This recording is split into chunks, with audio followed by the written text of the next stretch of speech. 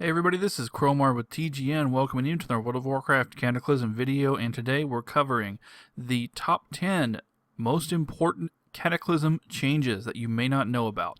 Some of these you will, some of these you won't. If you follow the news, you probably know all of these, but this is mainly for the benefit of people who just need to get caught up in time for Cataclysm. Now, these should all be changes that only affect you when you hit 85. These are changes that are not in the game currently. There's a lot of other cool new stuff that's in the game, like the shattering and all that, but you've already seen that. So I want to talk about things that you won't be expecting unless you read about them already.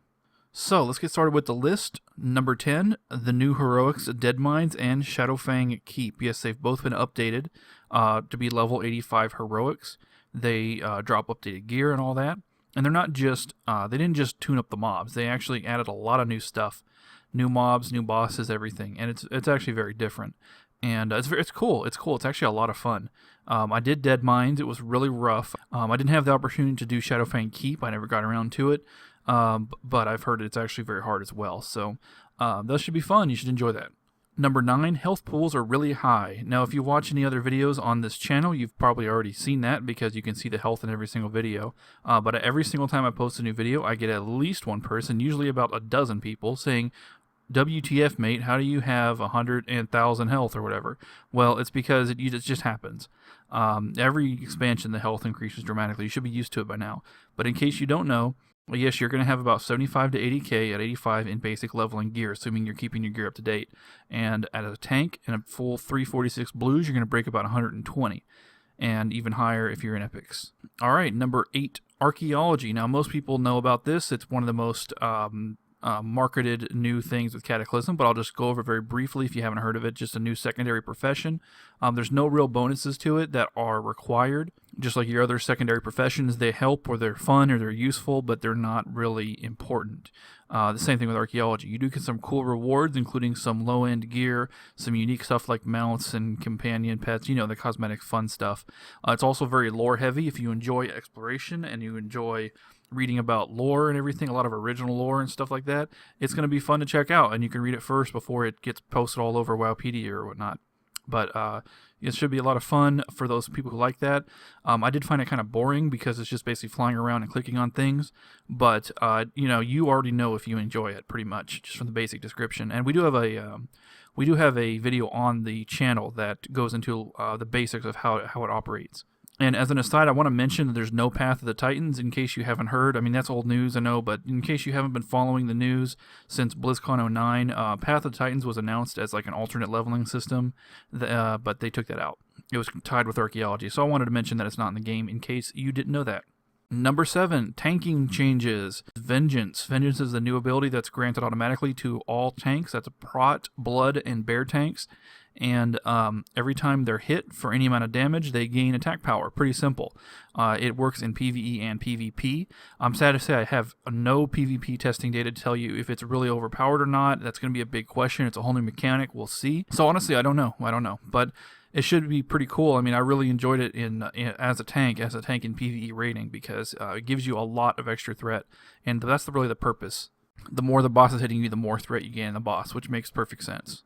The last change is that per Ghostcrawler, parry haste has been removed. Now, I haven't personally tested this, but that's just coming from the blue post. But if it turns out that that's not true, then don't shoot me over it because I'm just going by what Ghostcrawler said. But if you're not familiar with parry haste, it's the thing that happens when you attack a mob and it parries you. It attacks you back very quickly, and that, on a boss, that can really mess up your day. But it's just a part of tanking, but they decided to remove it. They were fiddling with it. They changed it a couple times in early beta and then decided to remove it altogether. It's just part of their overhaul with tanking. Number 6, this is going to be one of the real shell shockers when you hit 85. Gear is really difficult to get, like so much harder to get than it was in Wrath. It's not even comparable. It's a little closer to vanilla, actually. First of all, there's no Nax Ramus. There's no super easy raid that you can just walk into and walk out with 6 epics effortlessly. Plus, heroics are much harder to farm now. They're actually, because they're so much harder than they were in Wrath, there's no more face rolling heroics. You actually have to get basic gear just to go into a heroic and actually be able to succeed at it. So There's actually gear checks in the heroic gear check bosses. Can you believe it? But yeah, that's just how it is now. So it's hard to farm gear from heroics. Plus, you don't have the epic drops in heroics. I don't believe. At least I never got one. Chaos orbs. Now I can't show you a chaos orb because they were not actually implemented in the beta, but they should be implemented in live. They're the drop off heroic bosses. They're the Cataclysm equivalent of primal nethers and frozen orbs.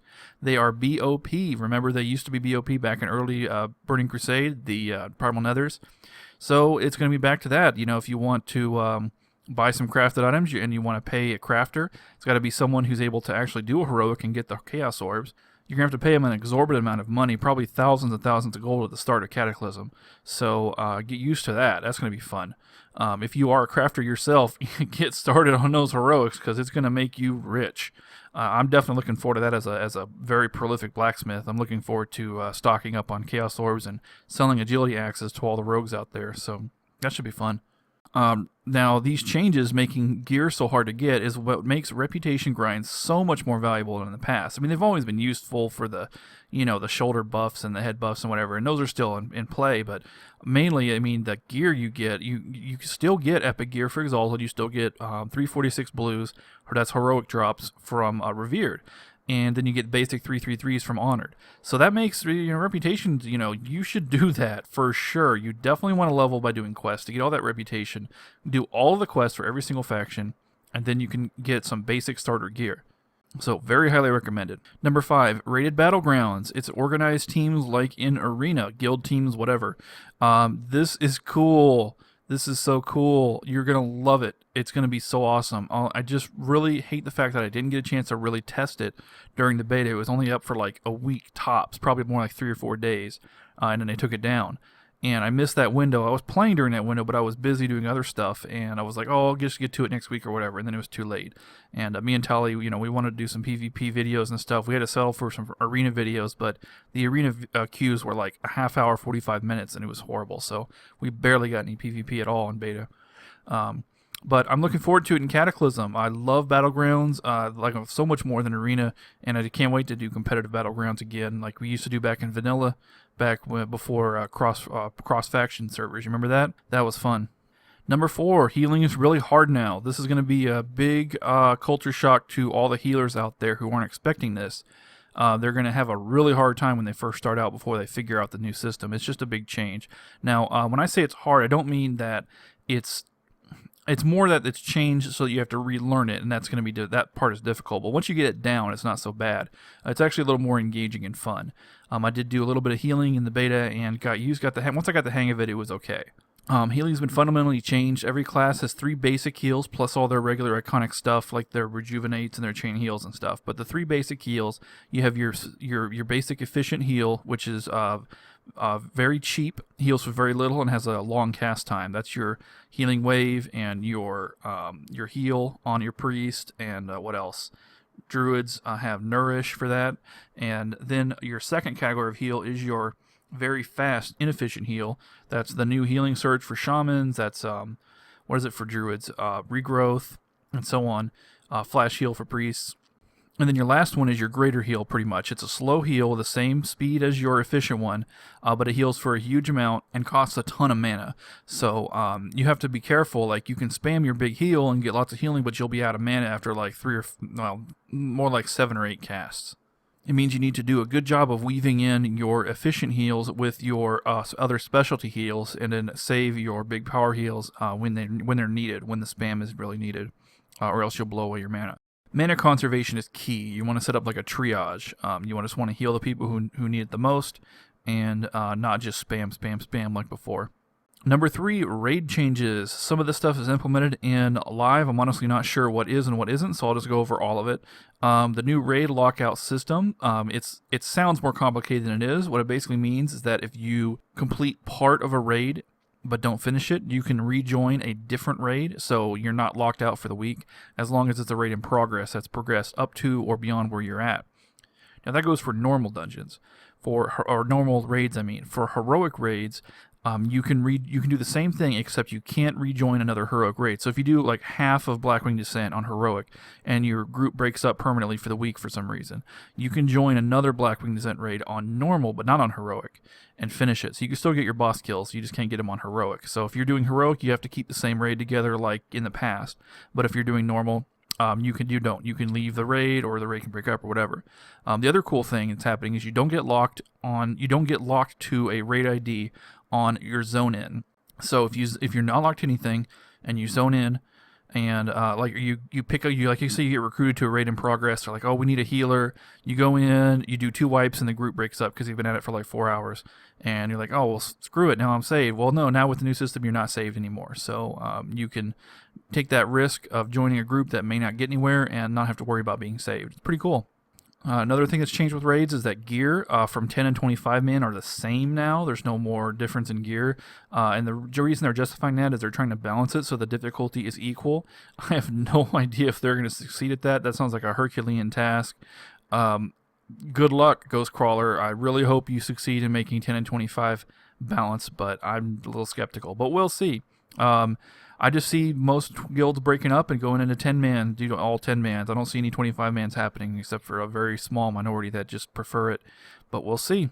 Number 2, guild leveling system. You level up your guild by doing quests and raids. Goes up to level 25. You gain tons of cool perks like, like cheaper repairs, less durability loss, looting money and having extra money spawn and go to the guild bank, that kind of stuff. Really cool stuff.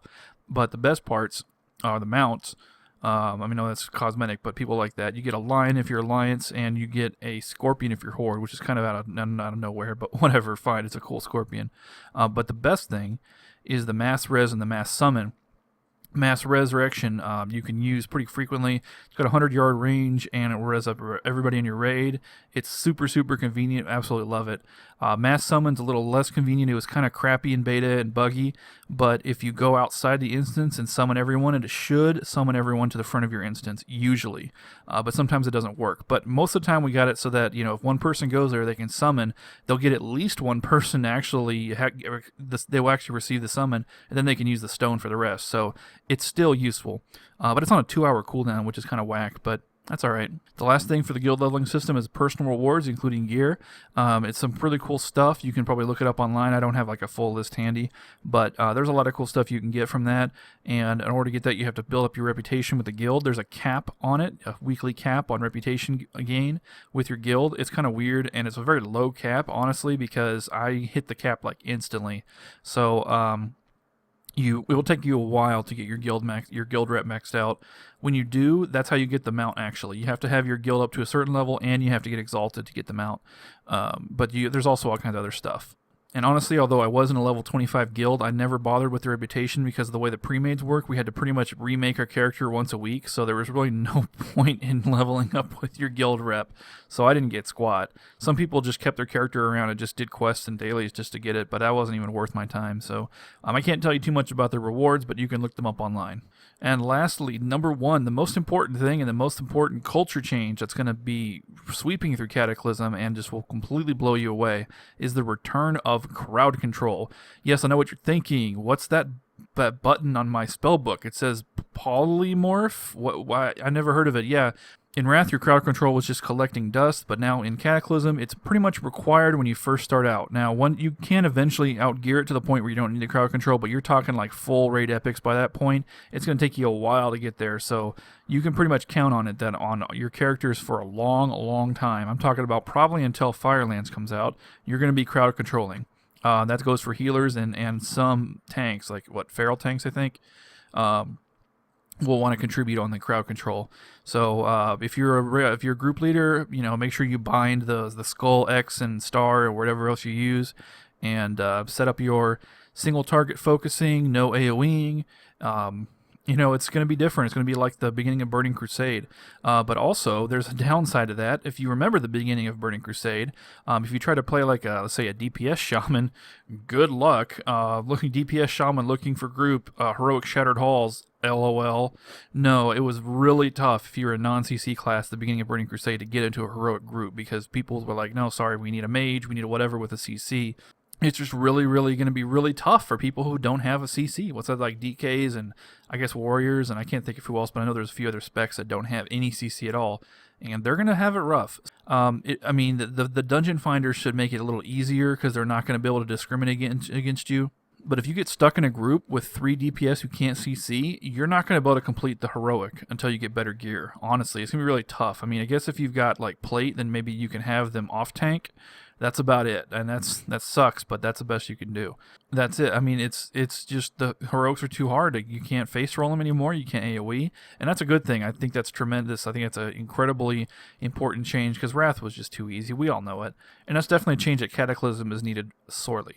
So that's it for the list. Hope this was helpful to you. Again, if you follow the news, a lot of the stuff is probably a complete no-brainer to you, but most people don't follow the news, so hopefully that was helpful to somebody. Thank you for watching. This is Crowmar with TGN. As always, asking you to please rate, please comment, and please subscribe.